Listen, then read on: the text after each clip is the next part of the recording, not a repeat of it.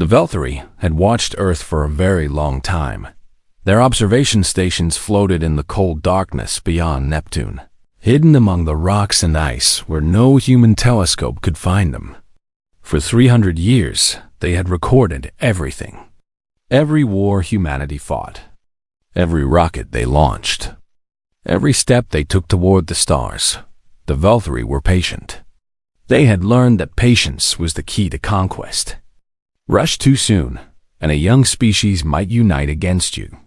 Wait too long, and they might become too strong to defeat. The trick was finding the perfect moment. High Arbiter Thuvex believed that moment had finally come. He stood in the great chamber of the Council of Ascension on Velthara Prime, the homeworld of his species. The room was vast, carved from black crystal that absorbed light and gave the space a feeling of endless depth. Around him sat the 12 members of the council, each one a leader of a major faction within the Dominion. Thuvex was tall, even by Velthari standards. His body was covered in scales that shifted color with his mood, and right now they shimmered with cold satisfaction. His 4 eyes, arranged in a diamond pattern on his angular face, swept across the assembled leaders. "The humans have achieved faster than light travel," he announced. His voice echoed through the chamber. "They have established a colony on the 4th planet of the Proxima system. They are expanding." Murmurs rippled through the council. This was significant news. "Our observers report that their technology is still primitive compared to ours," Thuvex continued. "Their ships are slow. Their weapons are weak. Their population is still concentrated on their homeworld. If we act now, we can crush them before they become a real threat." Council member Vithra, an older female with faded scales, raised her hand. "What do you propose, High Arbiter?" Thuvex smiled, showing rows of needle-sharp teeth. "I propose the cleansing protocol." Silence fell over the chamber. The cleansing protocol was not used lightly. It meant total war. Complete destruction of a species' spacefaring capability. Reduction of their civilization to a pre-industrial state. It was efficient, thorough, and merciless.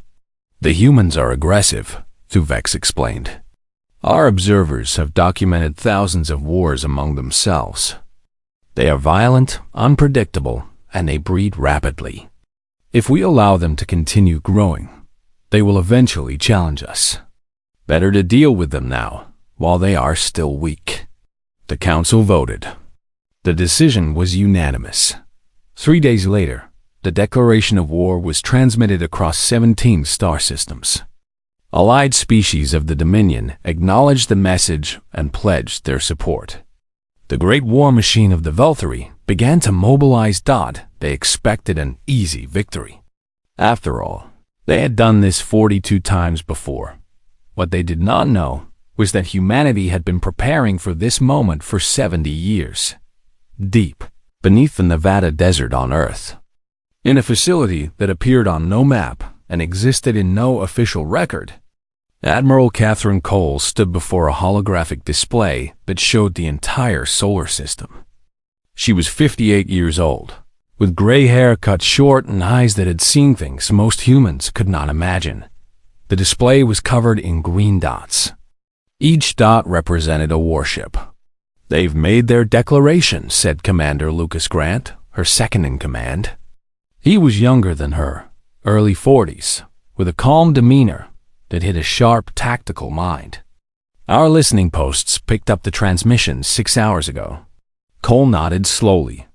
She had expected this day for her entire career. Her father had expected it before her. The United Earth Defense Initiative had been preparing for it since before she was born. How long until they arrive? She asked. "Based on their standard fleet movements, we estimate 3 months." Cole turned to face her command staff. There were 12 of them in the room, each one responsible for a different aspect of humanity's secret defense network. They had trained for this. They had run simulations.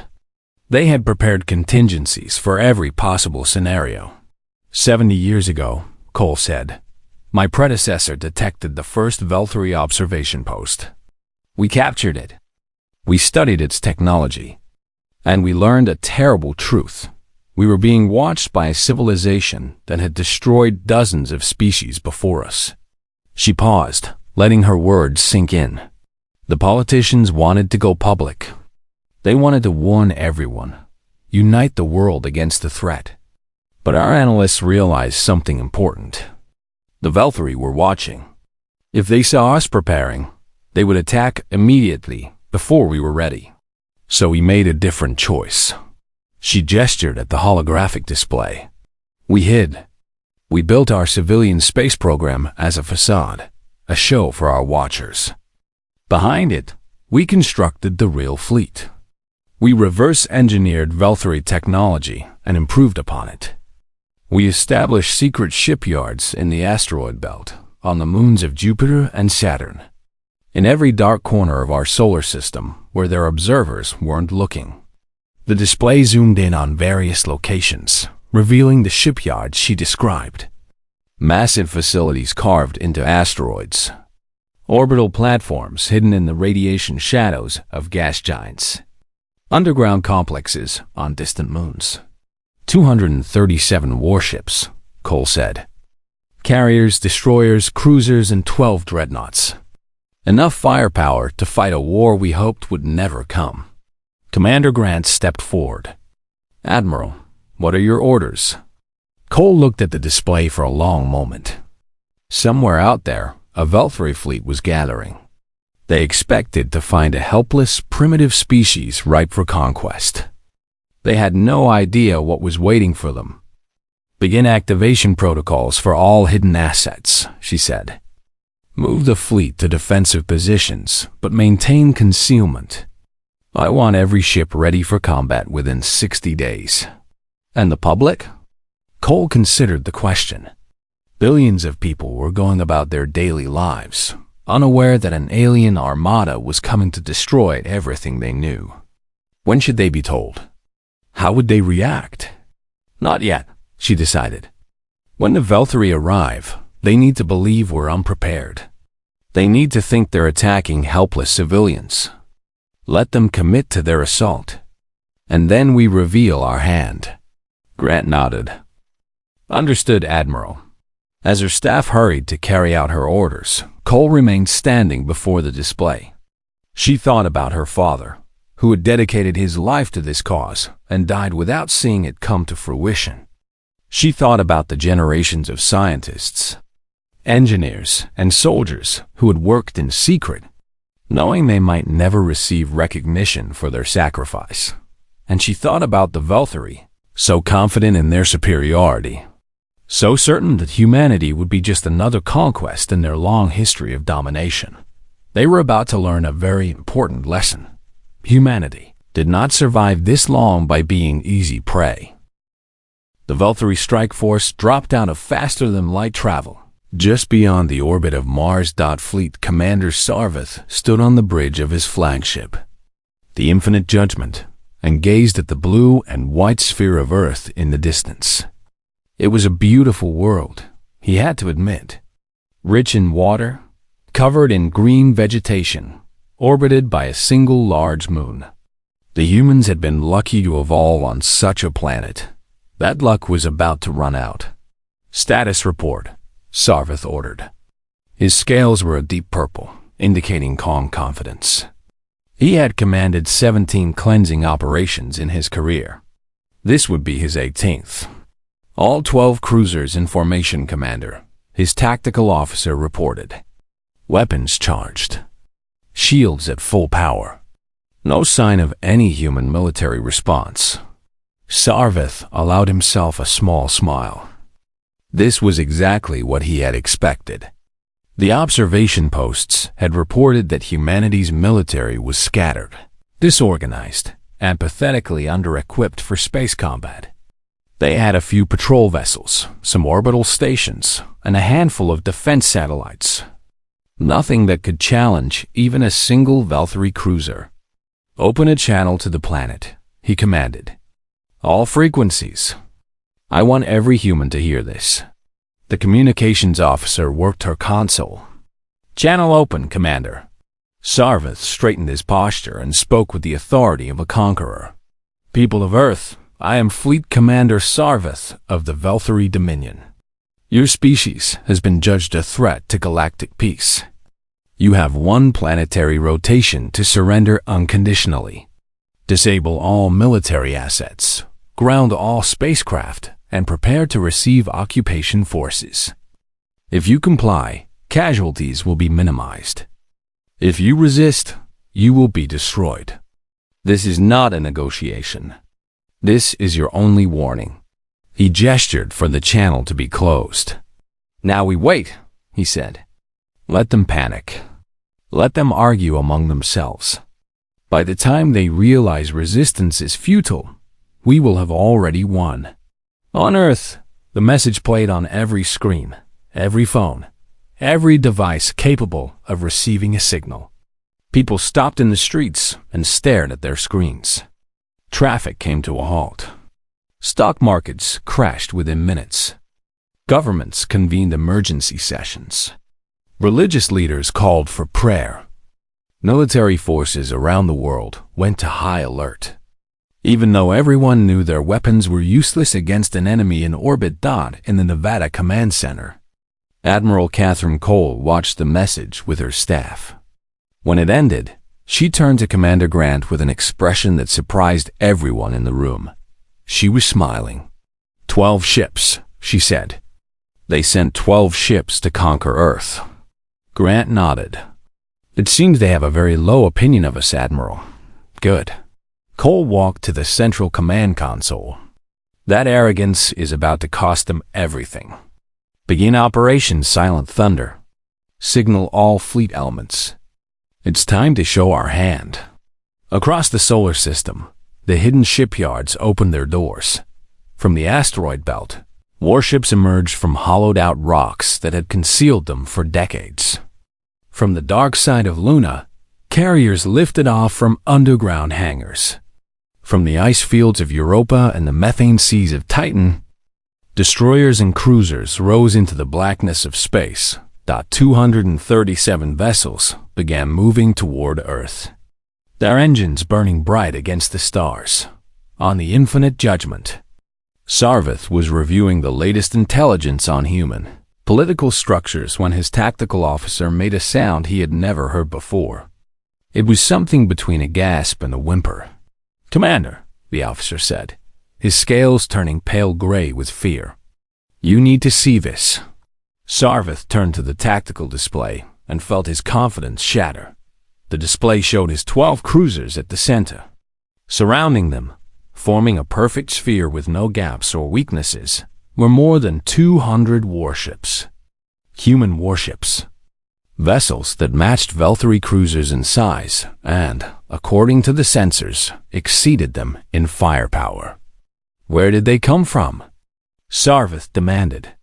Our observers reported nothing like this. Nothing. I do not know, Commander, the tactical officer replied. They appeared simultaneously from multiple locations across the system. They have us completely surrounded.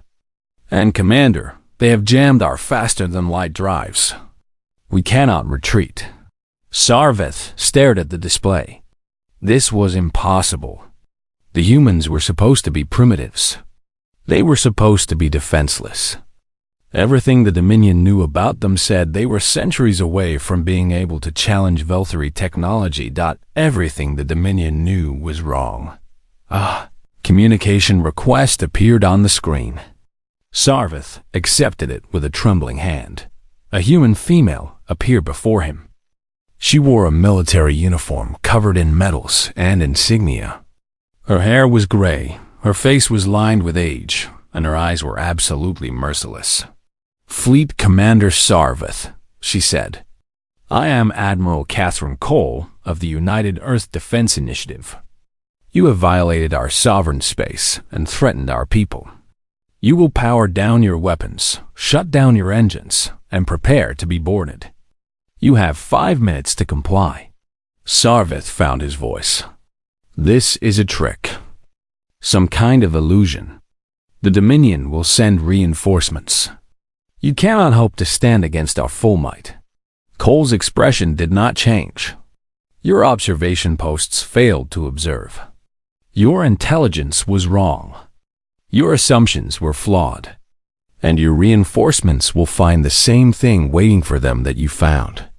Now, you have 4 minutes and 30 seconds. I suggest you use them wisely." The transmission ended.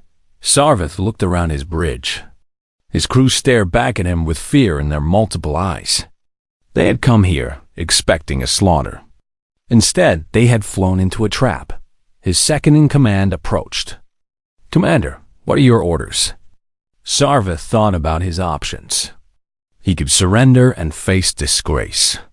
He could fight and almost certainly die. Or he could try to break through the human formation and escape. Though with the faster-than-light drives jammed. Escape meant a slow journey that the human ships could easily intercept. Pride won over wisdom.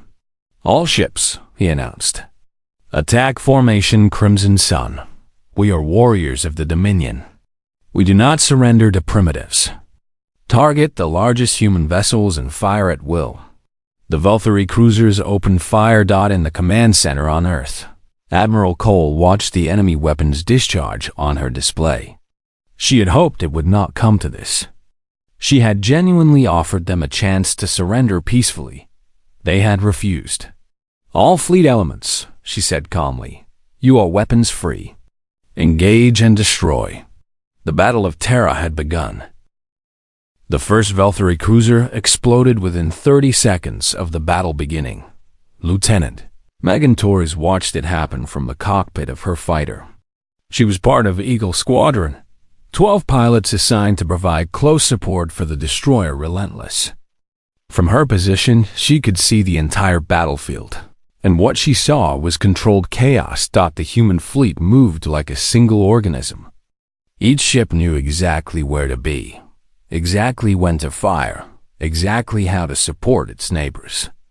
70 years of planning and training had prepared them for this moment. And it showed. Eagle 3, on your left, called her wingman, Captain Eric Dunn. Torres rolled her fighter and saw a Valkyrie interceptor trying to line up a shot on her. She pulled hard on the controls, twisted into a tight spiral, and came up behind her attacker. One burst from her plasma cannons, and the enemy craft became debris. "Thanks for the warning," she said. Moving to support Sector 7. On the bridge of the Resolute, the largest human dreadnought in the fleet, Captain Marcus Webb directed his ship's fire with calm precision. The Resolute was a monster of a vessel, over 2 kilometers long, bristling with weapons that had been designed specifically to defeat Valkyrie technology. "Target their flagship," Webb ordered. "Concentrate fire on their shield generators." The Resolute's main batteries opened up. Railguns accelerated tungsten projectiles to a significant fraction of light speed. Plasma torpedoes streaked through the void, their guidance systems adjusting course to compensate for enemy evasive maneuvers. Missile pods emptied their contents in coordinated volleys, designed to overwhelm point defense systems.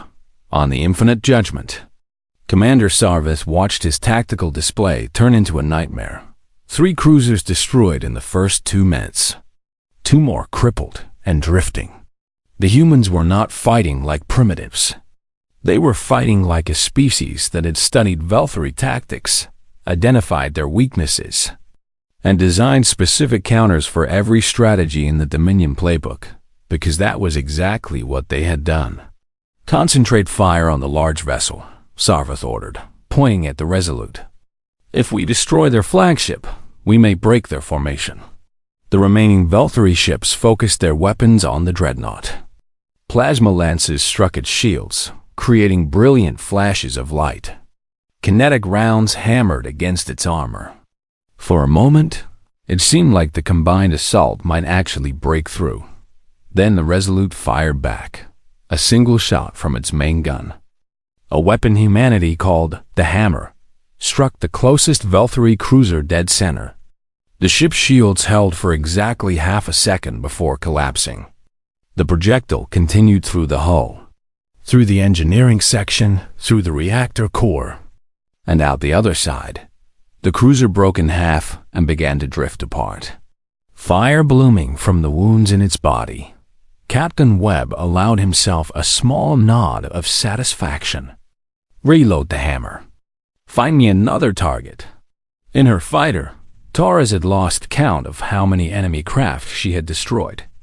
Eagle Squadron was operating at peak efficiency, covering the blind spots of the larger ships and hunting down Velthary fighters that tried to make attack runs on human vessels. Eagle Leader, this is relentless, came the voice of the destroyer's captain. We have boarding parties preparing to launch. We need you to clear a path to that crippled cruiser at bearing 2-7-Mark-4. Torres checked her display. The cruiser in question was the Void Singer, one of the first vessels hit in the battle. Its engines were destroyed, its weapons were offline, but its life support was still functioning. There were survivors aboard. Copy. Relentless. Eagles, form up on me. We're going hunting. The 12 fighters of Eagle Squadron swept toward their target, their weapons clearing away the few Velthary interceptors that tried to defend the crippled ship.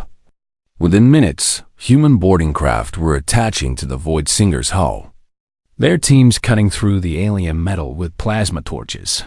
On the Infinite Judgment, Sarvith received word that the Void Singer had been captured. Then the Stellar Blade, then the Crimson Dawn. His fleet of 12 was down to 4 operational ships, and his flagship was taking damage faster than his engineering crews could repair it. Commander, his communications officer said, we are receiving a transmission from the human admiral. Put it through. Admiral Cole's face appeared on the screen again. Behind her, Sarvith could see the human command center, filled with officers working with calm efficiency. Your fleet is destroyed, Commander, Cole said. You have 4 ships remaining, and all of them are damaged. I am offering you one more chance to surrender. Power down your weapons and prepare to be boarded. No more of your crew need to die today. Sarvith looked at his bridge. His officers were exhausted. His ship was falling apart around them. They had come here expecting to conquer a primitive species, and instead they have been utterly defeated. How? He asked. How did you build all of this without our observers detecting it? Cole's expression softened slightly. You made an assumption, Commander. You assumed that because we fought among ourselves, we could not unite against an outside threat. You assumed that because our public technology was primitive, our real capabilities were the same. You assumed that because you had conquered other species, you could conquer us. She paused. You assumed wrong. Now, do you accept my terms, or do I order my ships to finish what they started? Sarvith looked at his tactical officer, who shook his head slowly. There was nothing left to fight with. Their shields were at 8%. Their main weapons were destroyed. Half the crew was dead or wounded. The fleet commander of the Velthary Dominion lowered his head. I accept your terms, Admiral. We surrender. Cole nodded. A wise choice. Stand by for boarding parties. Your crew will be treated according to our laws of warfare. No one will be harmed if they cooperate. The transmission ended. Sarvith sank into his command chair. Around him, his surviving crew stood in shocked silence. They had just witnessed the impossible. A primitive species, one that was supposed to be centuries behind them in technology, had destroyed 9 Velthary cruisers in less than 1 hour dot as human soldiers came aboard to take control of his ship. Sarvith wondered what this would mean for the Dominion. If 12 ships could be defeated so easily, what would happen when the Council sent more? What would happen when they realized that humanity was not a weak species waiting to be conquered, but a powerful force that had been hiding its true strength? He did not know the answer, but he suspected that the galaxy was about to change forever. The news spread across Earth like wildfire. Humanity had been attacked by aliens. Humanity had won, and humanity had been hiding an entire Warfleet that nobody knew about. Within hours of the battle, protests erupted in major cities around the world. People demanded answers. How long had the government known about the alien threat? Why had the fleet been kept secret? Who had made these decisions, and who would be held responsible? Admiral Catherine Cole knew she would have to answer these questions. But first, she had other matters to attend to. The captured Valkyrie were being held in a converted military base in Switzerland. Cole visited them personally on the third day after the battle, accompanied by Commander Lucas Grant and a team of translators. The prisoners were confused. They had expected torture, interrogation, execution. Instead, they had been given medical treatment for their wounds, clean quarters to sleep in, and food that met their nutritional requirements. Guards watched them constantly, but made no threats and committed no violence. "This is not how captives are treated," Sarvis said when Cole came to speak with him. "The Dominion would have already begun extracting information through pain. Why do you not do the same?" Cole sat down across from the former fleet commander. His scales had lost much of their color since his capture, turning a dull gray that suggested deep depression. "Because we're not you," she said simply. "We have rules about how prisoners must be treated. These rules were created after we fought terrible wars among ourselves, and we decided that some things should never be done, even to enemies." Sarvith shook his head slowly. "You are strange creatures. You hide your strength, you defeat your enemies, and then you treat them with kindness. I do not understand you." "Maybe that's why you lost," Cole replied. "You studied us for 300 years, but you never actually understood us." She stood up to leave, then paused at the door. "Your people will send more ships. We know that. And when they do, they will find the same thing waiting for them. But it does not have to be this way. If your council wants peace instead of war, we are willing to talk." Sarvith watched her go, wondering if she was telling the truth. 2 weeks after the battle, Cole stood before the United Nations General Assembly. Every seat was filled. Every camera in the world was pointed at her. Billions of people watched as she walked to the podium and began to speak. 70 years ago, the organization I represent detected an alien observation post in the outer reaches of our solar system. We captured it. We studied its technology, and we learned that a civilization called the Volthuri Dominion had been watching us, waiting for the right moment to attack. Murmurs rippled through the assembly. Our analysts determined that if we prepared openly, the Valkyrie would notice and attack before we were ready. So we made a decision. We would build our defenses in secret. We would create a fleet powerful enough to protect our world. And we would wait. She paused, looking out at the assembled representatives. "Some of you are angry that this was kept from you. I understand that anger. Secrets of this magnitude are dangerous in a democracy. But I ask you to consider the alternative. If we had revealed what we knew, panic would have spread across the world. The Valkyrie would have seen our preparations and accelerated their plans. We would have been conquered before we could defend ourselves." She took a deep breath. 2 weeks ago, the Valkyrie attacked. They came with 12 warships, expecting to find a helpless primitive species. Instead, they found 237 vessels waiting for them. They were defeated in less than 1 hour. Their surviving crews are now our prisoners, and they are being treated humanely. The assembly erupted in applause. Cole waited for it to die down before continuing. But this is not the end. The Valkyrie Dominion controls 17 star systems. They have hundreds of warships. They have conquered 42 civilizations before us. They will not accept this defeat quietly. More attacks will come. She straightened her shoulders. That is why I stand before you today.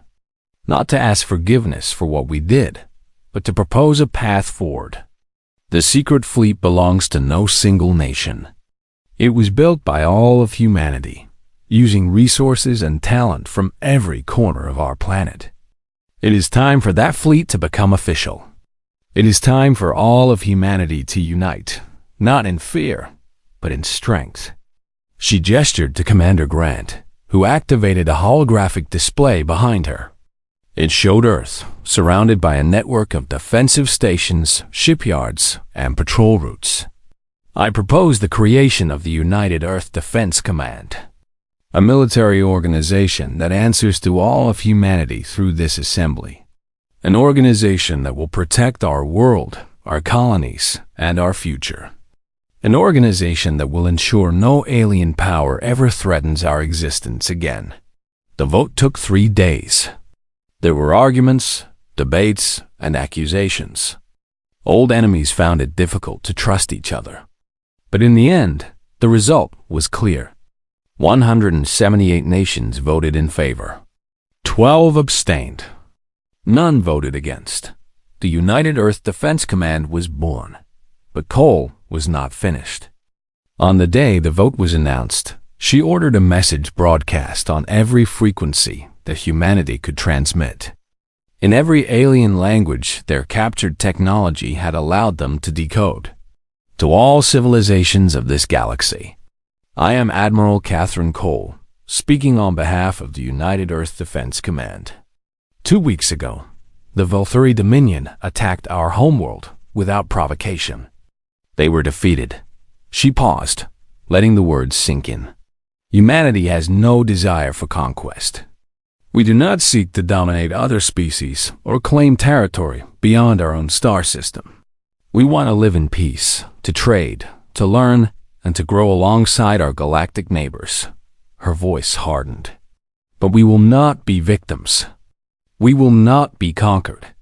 We will not submit to tyrants who believe that strength gives them the right to destroy those they consider weaker.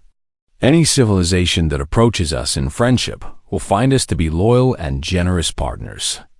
Any civilization that attacks us will find us to be the worst enemy they have ever faced.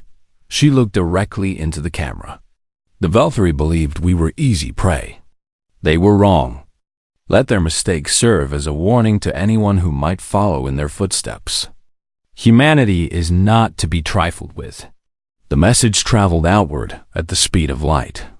It reached the Valkyrie observation posts first, then spread to the allied species of the Dominion, then continued into the vast unexplored reaches of the galaxy. On Volthra Prime, High Arbiter Thuvex watched the message with growing unease. He had received reports of the battle, of course. He knew that his strike force had been destroyed. But hearing the human admiral speak, seeing the confidence in her eyes, he began to realize that this was not simply a setback.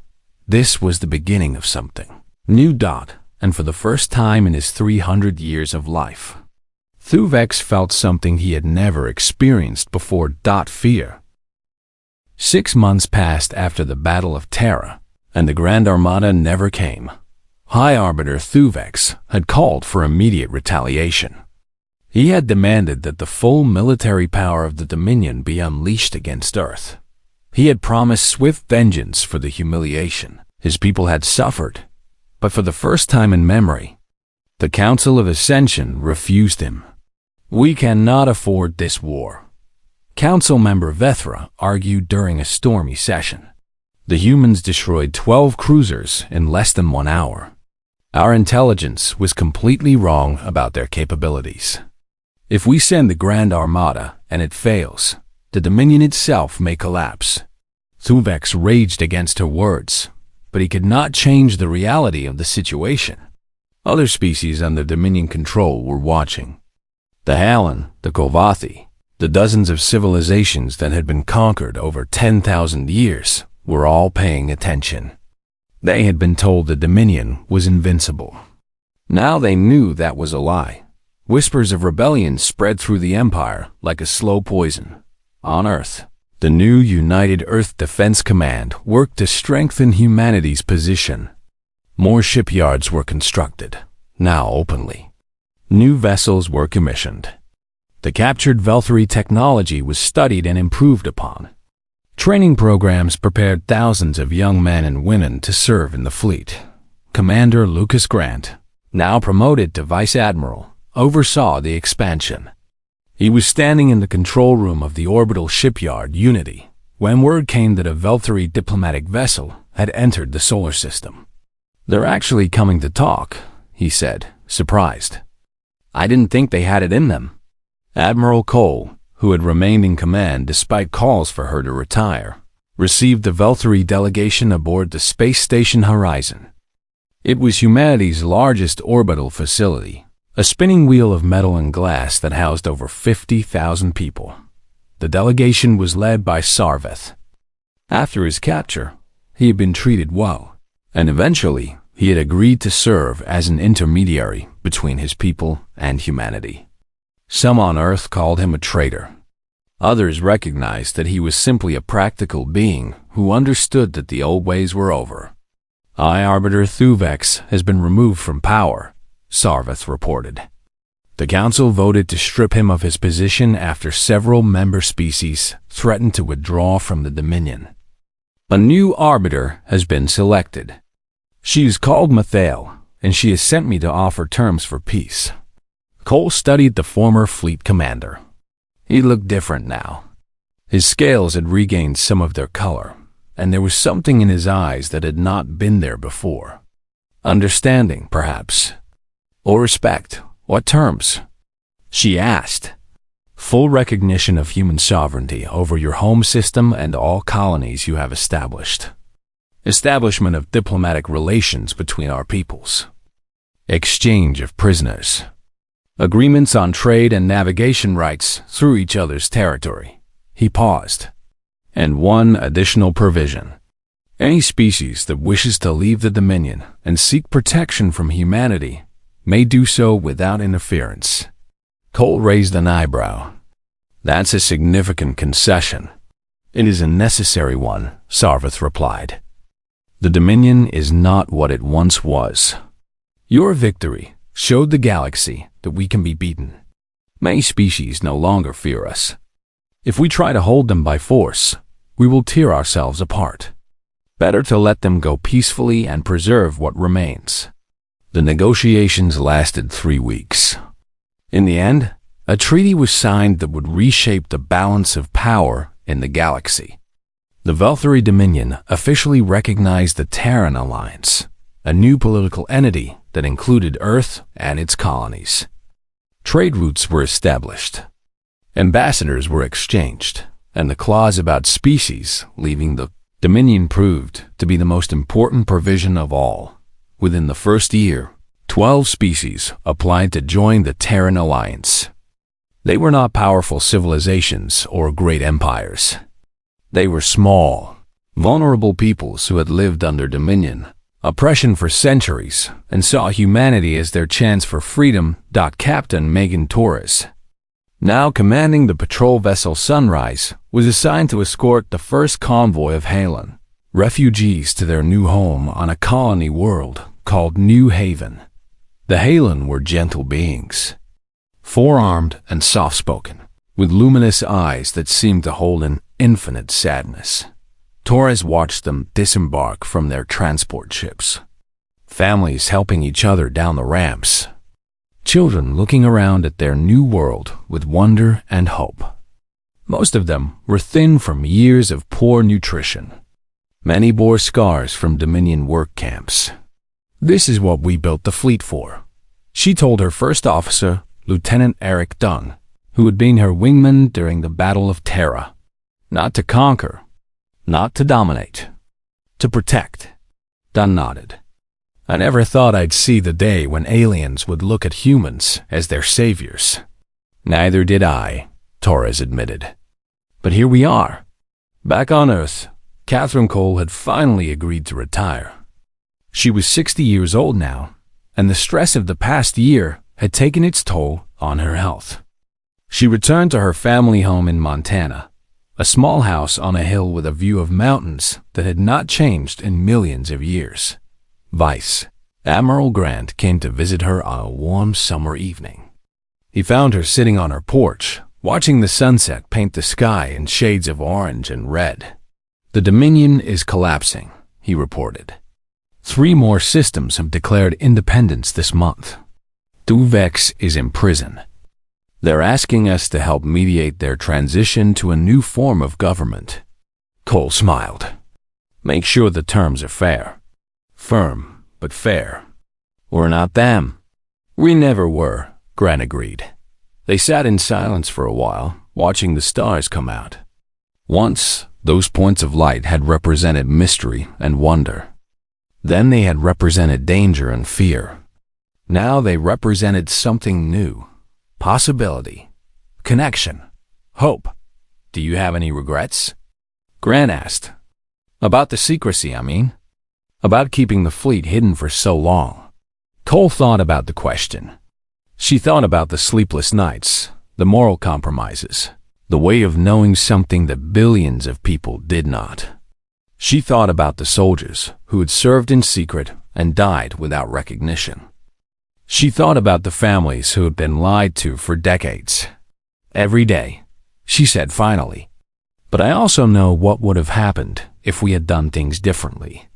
The Valkyrie would have attacked before we were ready. Millions would have died. Maybe billions. Our entire civilization might have been destroyed." She looked at Grant. "I made the best choice I could with the information I had. That's all any of us can do." Grant nodded and stood up to leave. At the door, he turned back. "The historians are already calling it the greatest military deception in human history. They're writing books about you, building statues, naming ships after your family." Cole laughed softly. "Tell them to save their statues. Use the resources to help the refugees. Build schools and hospitals. That would be a better memorial than any chunk of bronze." Grant smiled. "Yes, Admiral." After he left, Cole remained on her porch, watching the stars. Somewhere out there, human ships were patrolling trade routes and escorting refugee convoys. Somewhere out there, alien children were learning that not all species were conquerors and tyrants.